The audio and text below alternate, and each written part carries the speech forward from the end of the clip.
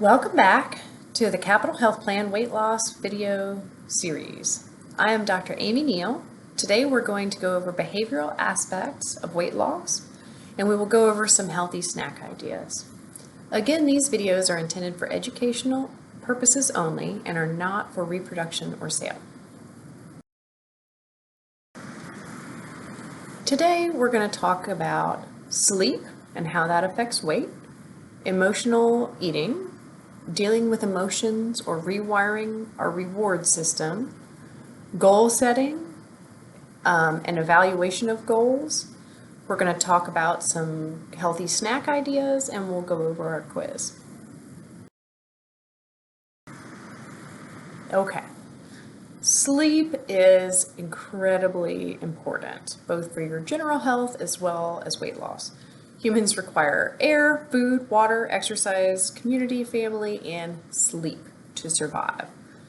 Sleep apnea is an important thing to be aware of. If you have that, it's very detrimental to weight loss and can cause weight gain. So if someone develops sleep apnea, we tend to see the weight go up significantly thereafter, and it just is very hard to lose weight if you do have sleep apnea, because it actually increases oxidative stress on your body, right? So it'll increase joint pains, muscle aches, it'll increase your appetite, it'll make you more sensitive to carbohydrates if you are eating some, and it also makes you crave carbohydrates. So it's kind of diabolical, the effects that it has on your body. And treating sleep apnea leads to weight loss in about half of people at about 9 months after initiation of treatment. So it actually, just that, leads to weight loss in about half the people who get treated for it.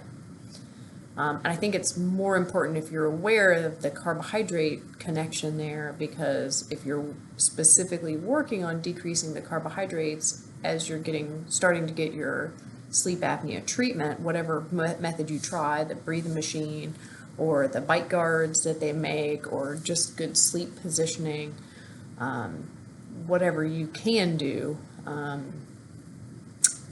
that coupled with good nutrition and exercise will further help with the weight loss there.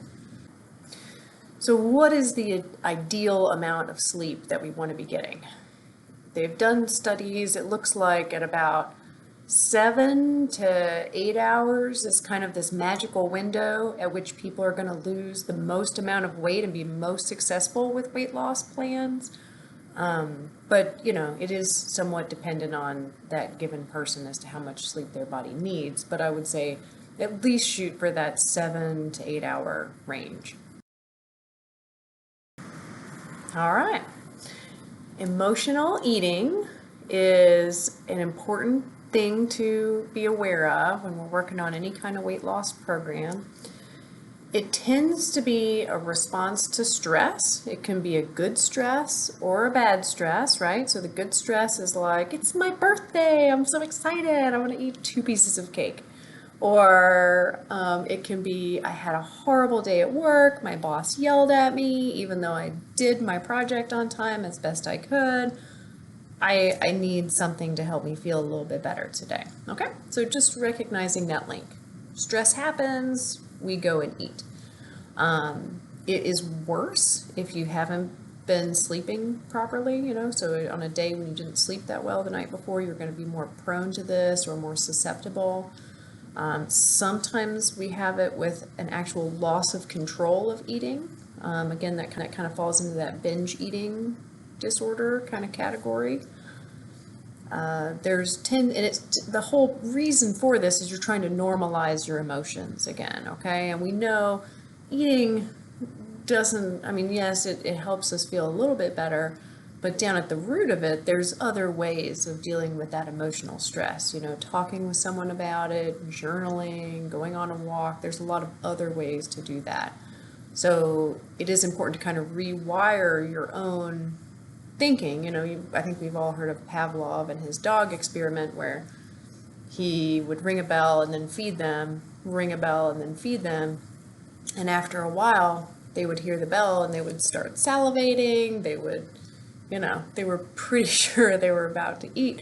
And we all associate that, right? So we get the stressor, we want the food. We get the stressor, we want the food. And kind of being aware of that and working on reversing that to some degree. So you feel the stressor, you journal. You feel the stressor, you go on a walk. Kind of rewiring that in a slightly healthier way might be something that you'd be interested in and that you can easily do at home. Okay, so here we have some tips on dealing with emotions.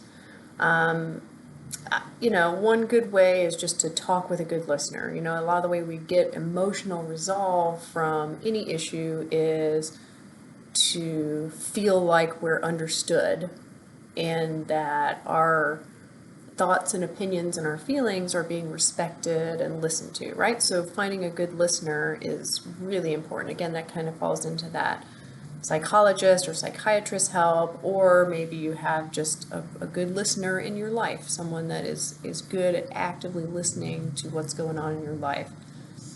You can walk it off, that good old walking, again, it plays into everything, but sometimes that all by itself will help at least a little bit and help you kind of process that. And it separates the time between the stressor and the reward.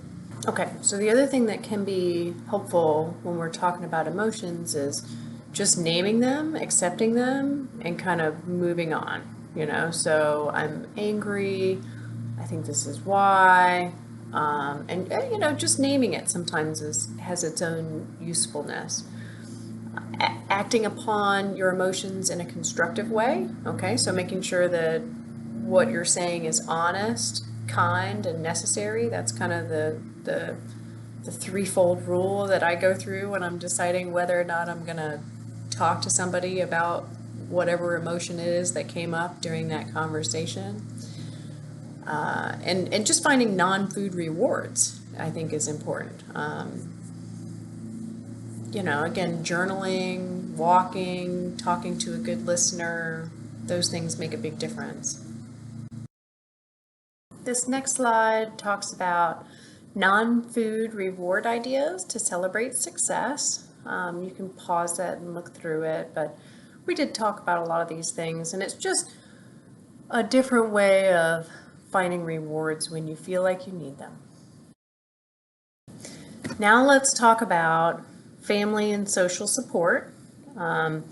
It is important to enlist the help of your family and friends, your support network, when you're trying to make any kind of major habit change. That goes for quitting smoking, drinking alcohol, and it certainly goes for trying to make some improvements in nutrition, exercise, your food logging, things like that. Sometimes it's good to pick somebody who also needs help, but at the same time, sometimes they're going to have some of the same sort of negative patterns that you do. And so, you may find yourself having to do your own work and their work.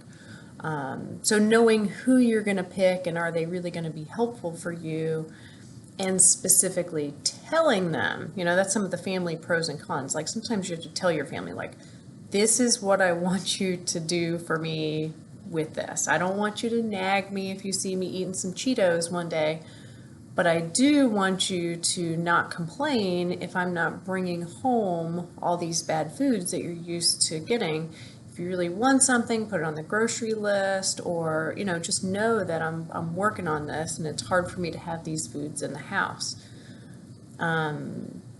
So again, same with friends. You kind of have to know who's going to be helpful for you and who maybe, is the common conspirator when you're trying to, have a break from these things. It is useful to have some groups that you work with. Again, this little video chat is a good thing, but physically having people that you're checking in with, or your healthcare system, your physician, the nurses that work there. Capital Health Plan, we have our health nurses that are always available to answer calls. But that's part of why Noom is very successful as a weight loss program, is they have like a group sort of network. Weight Watchers also is very good for that reason. There's something about checking in with a group of people and getting their ideas that's very, very helpful. And again, professional help. This is what they do. You know, would you want a non-professional dental hygienist cleaning your teeth? You know, probably not. So think about that when you're talking about, is it worth it to maybe hire a trainer to help you with things, or a dietitian, nutritionist, a psychologist? It really is important to get professional help when you recognize that you need it. So being mindful when you're eating is important. A lot of times we eat not really because we're hungry, but because we're bored, because it's time to eat. And then when we do eat, we're doing other things that distract us from those full signals. When your mind is full, you tend to eat. That's an interesting saying that I've always enjoyed, and I think it's true. So try not to eat while you're watching TV. Try to eat more slowly. Enjoy the color, the texture, the feel of your food. You know, eat one raisin and just really spend some time enjoying all the flavors, and think about, does it taste different at the beginning of the bite or as you're finishing, chewing it? Drink plenty of water between bites. Do your vegetables first. Make sure you're really getting those vegetables in. Again, we've highlighted again and again the importance of especially fresh vegetables. The non-starchy kind are preferred, the green leafies, but whatever you can get is probably better than what you've been doing previously. If you're eating out, tell them don't bring the bread and chips. Put half in a to-go box. That's a good way to, make sure you really are still hungry. If you're still hungry when you get home, go ahead and eat it. And plan your meals in advance. That really makes a difference. I know when I'm doing my food logging, I'll record what I'm going to eat for breakfast and lunch the next day, and then what I just had for dinner, unless I already know what I'm going to have for dinner the next day, and I'll put it all down. Then I add in afterwards if I got hungry or I needed a snack or some sort of little meal replacement. Okay, goals. There's a couple things with goals. It's important both to have your starting point and your end point, but it's really important as well to recognize that any goal has all the little incremental steps that lead up to your end point. And recognizing both the incremental and the ultimate goal when we're talking about, did we make it, did we not make it, and think about why. If we're reaching maybe our halfway point or an assessment point with our goal, and we think, okay, well, I'm not, losing the weight I want to lose, why is that? And really doing a critical look back to help you assess that. Is it really a failure on your part or not? A lot of times you're doing everything right and you're not seeing the results you want to see. So also when you're making a goal, make sure it's something that you are in control of, right? So we talk about SMART goals: specific, measurable, achievable, realistic, and is it time dependent? We'll go through setting a couple. So step one is making sure that it's specific, but also achievable, right? So a reasonable goal, okay? So really, from a physician standpoint, my goal is always to help people stop gaining more weight. That's goal number one. So stop the gain. And then step number two is also, slow, steady, achievable, maintainable weight loss that we can continue over a long period of time, okay? So again, when you're setting up your own internal goals, there may be a part of you that just is like, I want 100 pounds off, I want it gone, it would be great with me if it's gone in a month. But trying to reel some of that in and make it something that you're in complete control over, to make sure that you're not failing, because you develop that internal shame talk, and you develop that, these kind of habits that might be shooting you in your foot and making it harder for you to achieve your own goals. A good goal is to, stop buying bad foods at the grocery store, maybe start taking short walks at lunch, start reading instead of watching TV. Might you want to start like trying to do a family mealtime a couple days a week? Or your goal could be just to keep doing something you're already doing really well. Okay, so if you're thinking about your goals, I would think about those 4 categories. You're thinking about a behavior that maybe you want to work on. You're thinking about some exercise you want to add in. You're thinking of some nutrition goals. And you may or may not be thinking about some medicine goals, but a lot of times your medicine is just keep doing something you're already doing, right? You've got your medicines titrated. You just need to take them every day, okay? That could be a easy to achieve goal. Okay, so then once you've made your goal and you're kind of thinking about struggles, you need to think about the difficulties you've had with meeting both short and long-term goals in the past. That's worth kind of just a quick look through, both as you're starting to develop a goal and also looking back at previous goals. If you've resolved or overcome some struggles, how did you do that? What were your internal strengths that allowed you to do that? And if you had some unresolved struggles, what are your reasons for continuing to try and solve them, right? Is this really a goal that's going to be worthwhile at this point? So, for example, let's say one of my big struggles is doing the family mealtime. Okay, now why do I want to do that? One of my reasons for wanting to do that may be that I want to sit down with my kids and have some good quality time, but some reasons for, that not working out might be that my kids are, doing other activities and things that they need to be doing. So do I really want to do that? Maybe I want to push my goal back a little bit and do a family mealtime twice a week or something like that. Come to a reasonable compromise. So the other thing to think about are, again, your internal strengths. What goals have you made progress on or met, and what strengths helped you to achieve those goals? Was it your persistence? Was it your, you've redirected your love and dedication to your family to be, I need to do this nutrition thing for them.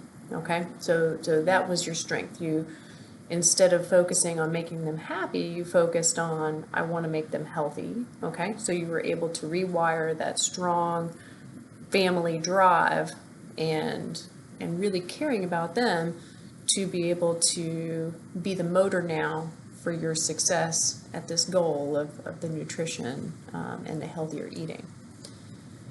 It's important to remember that goals are not all or nothing, okay? Right? So yes, they are all or nothing, but they're also incremental, okay? So just like light is both a wave and a particle, goals are both a start and an end point, but they're also all the little points along the way, okay? So if your goal was, whatever, to get more exercise, you were trying to get in your the full schedule that I showed you, and you made it to half of them. Okay, so you went from 0 exercise to half of your program that you set out to do. Is that a failure? Is it a success? I would argue that you had some big successes there, right? Because you had success on all the days and all the times that you were able to do your exercise. And then you had some failures on the days when you weren't able to. And to really kind of look at that on a piece-by-piece basis rather than just say, oh, I failed, I can't do this. Because that's not really the truth. The truth is that you could do it half the time, and looking real critically at why that was. What was it that made it doable versus not doable, and learning from that. Because that's what it is. Every one of these is a learning opportunity for you to improve. So, an important part of any goal is what to do when you get off track, okay? With any behavior change that you're trying to make, okay? So, for example, when we tell people to quit smoking, what do they do when they find themselves with a cigarette in their hands? It's sort of like the nutrition or exercise ones. What do you do when you kind of catch yourself and you're like, oh yeah, I fell off? Really, it's very simple. You just kind of do it again, right? So if you find yourself with a cigarette in your hand, you just quit again the next day and you're back off to the races. And every time that this is happening, you're learning why that happened, and you're kind of refortifying your strengths and reassessing, like, you know, your why. Why am I doing this? Because that's really what's going to help you. That's what's going to build up that wall and keep you in your new pattern, is the why. You know, okay, I'm doing this for my health, I'm doing this for my knees, I'm doing this so when I go to get my surgery, I have less surgical risk. You know, you really have to focus on those whys and the reasons, and then just get back on with it. You know, don't get down on yourself. You just kind of get back on the road. The 5-second rule is a good one in those, you know, those little tiny moments when you kind of catch yourself. You know, you're like in the middle of, you know, you're finishing up a peanut butter jelly sandwich and you made yourself another one. At that moment, you're like, oh, okay, I'm gonna do my 5-second rule, 5, 4, 3, 2, 1. I'm gonna put up my sandwich. I'm gonna eat that one later. I'm gonna drink some water. I'm gonna go on a walk. I'm gonna, you know, take myself back out of this pattern because I've fallen out of my new habit that I had gotten in, that I was getting better at, and I fell back over. Refocus on why, get myself back in my groove that I've been working on, and go on with life. Goals, again, are not all or nothing, okay? They're these incremental little bits of goals along the way. We want to make sure we're not discounting the positive. We tend to, as humans, magnify the things that we're bad at and minimize the things that we're good at. So making sure that you're really focused, if you're getting down on yourself about something, what did I do right? And try and think about that equally to what did I do wrong. Make sure you're not doing emotional reasoning, okay? So, you know, my boss did this, he made me so upset today, I went and bought a whole bag of chips and I ate the whole thing. Everything is just out the window. I'm giving up. I'm gonna, you know, cancel my MyFitnessPal subscription. I'm gonna cancel my gym membership. I'm done. That's emotional reasoning, and we want to try and avoid that if we can. That like catastrophic, like, you know, I'm all the way done with this. The other thing that's important to think about when you're thinking about goals or just, you know, your relationship and with these behavior changes and how other people see you, is not to get too involved in mind reading, right? So that's thinking that you know what someone else is thinking about you or about your goal or about your activity or whatever, right? So if someone sees you walking down the street, they're going to think you got a DUI or something. And that's, you know, just one example, but there's a lot of that we all think as humans, oh, you know, I know what everybody's thinking about me, when really you have no idea. Also, one of my favorite sayings is don't should yourself to death. It's easy to think of all the things that we should be doing, but take it a little easy on yourself. It's a hard road to behavioral change, and again, focusing on that why, I think, is really important, and not just being like, well, I'm doing this because I should be doing this. I should care about my health. Think about, well, I mean, maybe I should, but do I really? Do I really care about that? Or do I really just want to look better in this dress? And that's my real focus right now. So again, don't get too caught up in the shoulds of life. Okay, so I won't belabor this too much. Our final thoughts are really focus on the why. Why is your goal or your behavioral change important? What would increase your confidence in these things? What are the strengths that help you? What barriers are making the change something that you can tackle? What would change it to where it would be something that you could tackle if you feel like the goal is something unsurmountable at the moment? What does maintaining look like? All right, so once you've met your goal, are you going to be able to continue doing this, whatever it is? Let's keep the cycle going. Again, keep your eye on the prize, and avoid that all or nothing thinking. Persistence is very important. Patience, persistence are vital qualities in the ultimate successful accomplishment of any worthwhile endeavor.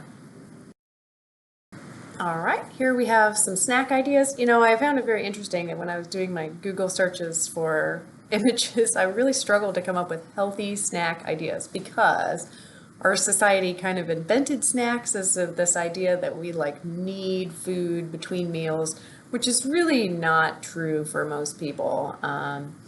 It doesn't really help a lot with weight loss.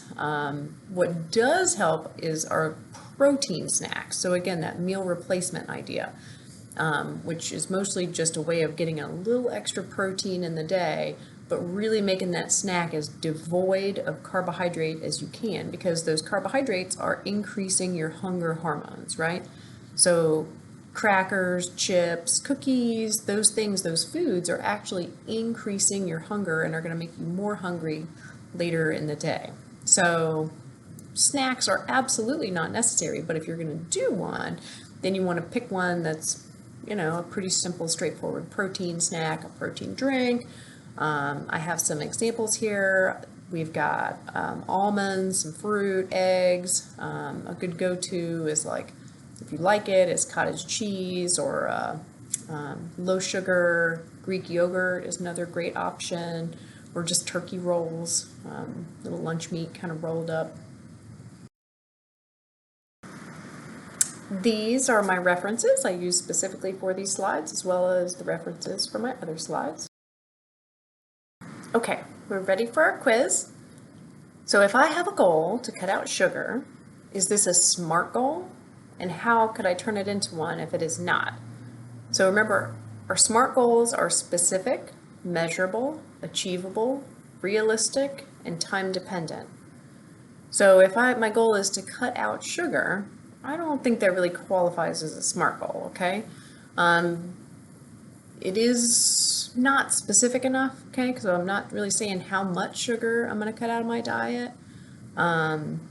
It's maybe like not realistic to cut out all sugars from the diet. It's not, it would be measurable if I had that outlined. The other issue is time. Like, it's not really saying when I'm going to do this. Do I start today? Do I start tomorrow? Do I start next year? And is my goal to do this for a week? Is my goal to do it for a year? So it's worth thinking about those things. And is it realistic to do that for a long period of time? Like, maybe you could do that for, I mean, really, you can do anything you want to do, but is it something that you want to try and do for longer than maybe a week or two? Because it is very difficult. But maybe you want to work on just reducing sugar. And maybe your first goal would be to do a food log and see how much sugar you're eating on an average day or week. All right, so quiz question 2. People can respond to stress by overeating or undereating. True or false? I think we know the answer is true. I think most people probably overeat, but some people just get so stressed they can't eat at all. All right, next question. Obesity is caused by eating too much and not exercising. I think we've addressed this enough. This is false. This is just not true. Yes, doing those things will cause some weight gain, but it's not the root cause of obesity. It's genetic. It's so many other things. All right, so goals are either pass or fail, do or not do. True or false? Again, it kind of depends on what we're talking about. If you set up a SMART goal and, you know, you didn't meet your criteria, then that is a fail. But it is also important to think about all the things along the way that maybe you did succeed at. Okay, so there's the incremental goals, which really ultimately are more important than, you know, this big idea of did I meet or not meet the big goal. All right, so when failing a goal, the next step is to A, check back and see why it's important to you. B, start a new goal and forget about this one. C, redefine what it means to succeed. And D is both A and C.